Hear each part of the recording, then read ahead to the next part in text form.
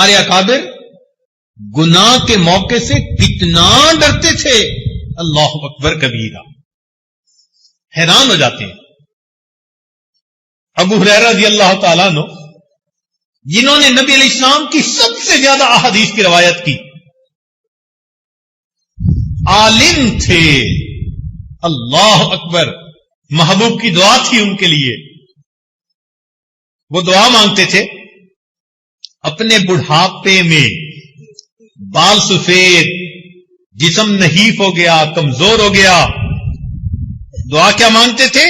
اللہم انی اعوذ بک من ان ازنی و اسرک، اے اللہ میں آپ کی پناہ مانگتا ہوں کہ میں زنا کروں یا چوری کروں۔ بڑھاپے میں یہ دعا مانگتے تھے۔ قیل لہو، انہیں کہا گیا کبر سنک، آپ کی اتنی بڑھاپے کی عمر ہو گئی، وانت صاحب رسول اللہ، اور آپ رسول اللہ صلی اللہ علیہ وسلم کے صحابی ہیں، اتخاف علی نفسک، کیا آپ اپنے نفس سے اب بھی ڈرتے ہیں؟ من الزنا والسرقہ، آپ زنا کر لیں گے یا چوری کر بیٹھیں گے؟ قال، انہوں نے جواب میں فرمایا کیف آمن علی نفسی، میں اپنے نفس پر کیسے بھروسہ کر سکتا ہوں، وابلیس حی، جبکہ شیطان ابھی زندہ ہے،